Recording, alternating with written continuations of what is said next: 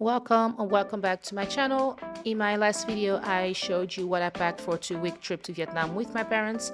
And today I'm going to show you what the trip was like, and also I'm going to tell you more about our stay in Ho Chi Minh City. We flew with China Southern Airlines with a layover in Guangzhou in China. And we flew with economy class. The trip went smoothly, the food was generally decent, and we had more than enough leg room. I'm a bit on the taller side, but it was not really a problem for me. We booked our trip 4 months in advance, and it cost a little over 2,000 euro. And I will let you know at the end of the video how much we ended up spending in Ho Chi Minh City in 5 days. And then in my final video, I'm also going to tell you how much we spent for the entire trip. One thing to know if you're flying to China, whether it's for a layover or whether it's your final destination, is that Google and Meta apps do not work, meaning WhatsApp, Instagram, Facebook, or just the Google website, Google Maps, they do not work in China. So my brother installed a VPN on my phone, but unfortunately the airport Wi-Fi was not working properly, so I couldn't really do much on my phone. But our layover lasted for about 4 or 5 hours, so it was not much of a big deal. We stayed at the Soho Residence Hotel in District 1, which is the city center of Ho Chi Minh City. We booked an apartment through Airbnb for 66 euros a night with breakfast included. I found it to be a good location because a lot of main attractions were within walking distance, others for me because I walk a lot. Or even if you take a taxi, it's not generally going to take you more than 5 to 10 minutes to get there. There was also a 7-Eleven right around the corner, so if you needed something to eat or drink, you could get it at any time. And the apartment that I booked for Airbnb was taken on the first night, and so we were offered another apartment, which was also fine, but the next day the air conditioning in my parents' room started leaking, so we ended up getting the apartment that I booked anyway. I found that the building was super clean, the staff was very sweet. We didn't meet our host in person, but she was still quite helpful and she was easy to reach, so I could always text her and ask questions, and she would help me out quite often.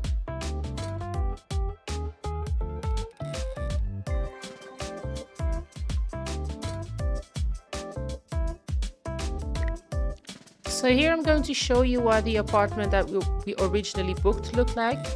So I found it way better looking than the first one. So I'm happy that we managed to still get this apartment. Now let's go to what it was like to stay in Ho Chi Minh City. One of the things that Vietnam is known for is the extreme traffic. When I tell you that driving in Vietnam is an extreme sport, I'm not exaggerating. I'm going to show you what the traffic looked like in different parts of town, but also different moments of the day. And I feel like the traffic is always really bad. So just keep that in mind if you plan on driving in Ho Chi Minh City. The trip to Vietnam was a gift from my siblings and I to my parents for my dad's birthday, so it's going to look a little bit different than I'm used to. And one of the things that is a little bit different than what I would have done if I was alone is that we visited the Ben Thanh Market almost every day at the request of my parents. I think that this is probably the most famous market in Ho Chi Minh City. You can buy almost anything here except for electronics. And if you like the look of designer but you don't necessarily care for the price tag or the quality, then this is definitely the place to be. They sell a lot of fake designer accessories, mainly handbags, wallets, belts, and sunglasses. If you plan on buying anything there, just know that the markup there is extreme because they mainly target tourists. So whatever price they offer you, no matter how cheap it is to compare to what you would pay at home, do not go with the price, because I was able to buy bags for 50, 60, or even 70% less than what they offered me in the first place. And after I paid for it, I saw them charge other tourists the same price that they charged me in the first place. So if you're not careful, they're really going to overcharge you. And if you don't have any Vietnamese dong, there are some vendors who accept euros or sometimes dollars. And if they don't, you can just go to the currency exchange, which is close to entrance 4. I don't remember whether it's east or west, but it's entrance 4 or exit 4. So you can exchange whatever money you have over there in Vietnamese dong. Another thing that a lot of tourists do when they go to Vietnam is have tailors made, custom-made clothing because of the low cost, and some vendors at the Ben Thanh Market also work with tailors, so they can offer you to make some clothing normally within 1 or 2 days. My parents did not have a really good experience with them because the quality of their work was not great. So if you're not too familiar with how to recognize quality work, you can walk away with some really poorly made clothing. One tailor that my dad was very happy with was Long Tailor. Their store is right next to the Ben Thanh Market. I'm going to say they were not cheap, but their work was really, really good. And because we were short on time, they even came to our apartment for a fitting. And they were very friendly, super patient. So if you're a man or you want to have some men's suit made, Long Tailor is the place to go. They do not make female clothing, which is a shame, but yeah. Another popular place among tourists is the Bui Vien Walking Street. I'm probably butchering it because I don't know how to pronounce things in Vietnamese. We went there the first night, and it was completely different from what I expected. It's a bit of a sensory overload, and it was never my intention to bring my parents there, but they turned out to have a really good time. But yeah, if you want to have a peek of the nightlife in Ho Chi Minh City, I think that it's definitely one of the places to visit. If you enjoy history, then the Independence Palace is definitely a place to be. We went there and we had an audio tour where you can choose the language.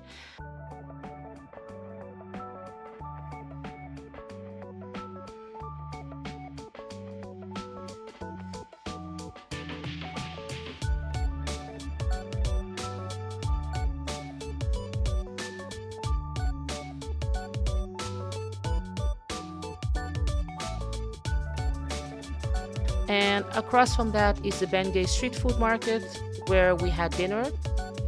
I also definitely recommend going there because the food is super fresh, it's very tasty, and also very affordable.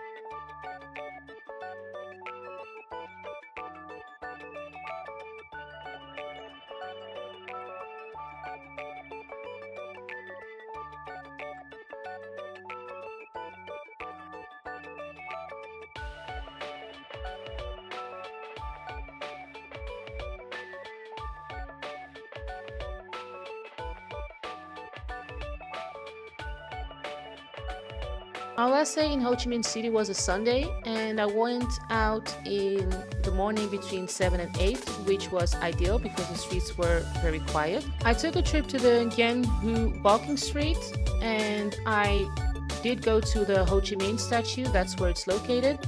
And I also visited the apartment cafe, which are old apartments that are now being used as cafes or shops.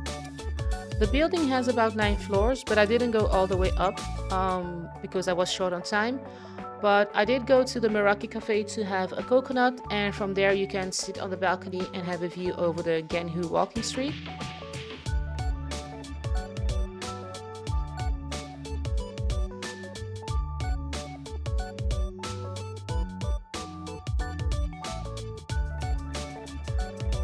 After that, I went to the Bitexco Financial Tower right across the street, and from there you have a view over the whole city. The fee for the entrance is about 9 euros, but you can stay there for as long as you want, and there's also a limited water.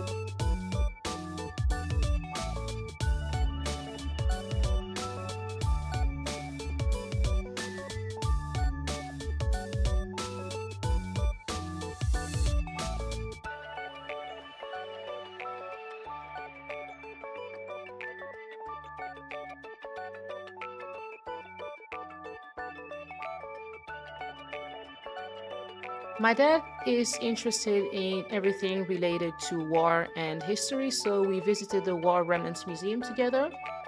The Vietnam War is a very important part of Vietnamese history, and this museum also addresses the many aspects of the war. And they also have very graphic displays of what happened during the war, how people were captured, how they were tortured, how their life was taken during that period, and also the aftermath of the war. So, if you're very sensitive to certain images, just know that you have to be mindful if you visit this museum. And the museum is very large. We went there during the last 2 hours before they closed, and I didn't find it enough to really see everything and take it in. So if you do go, make sure that you have at least 2 hours so you can really see and read everything.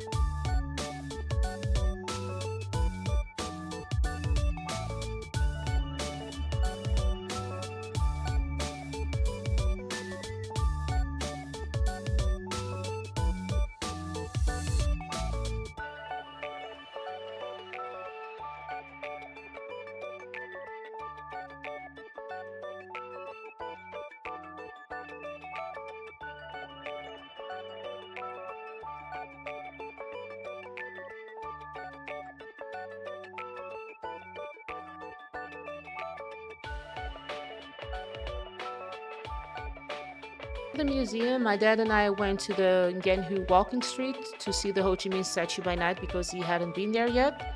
And after that, we went back to the Ben street food market, this time with my mom for dinner.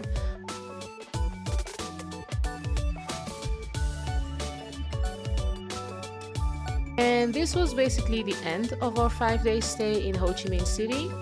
And we are coming back at the end of the trip. And now I'm going to show you, or at least tell you, how much we ended up spending after 5 days. For the Airbnb, we spent 332 euros a night. For the SIM card and unlimited data, we spent 45 euros. For the transportation in the city, we spent 38 euros. For the food and drinks, we spent 83 euros. For the activities, we spent about 75 euros, and the total was around 575 euros, which was on average 191 euros per person.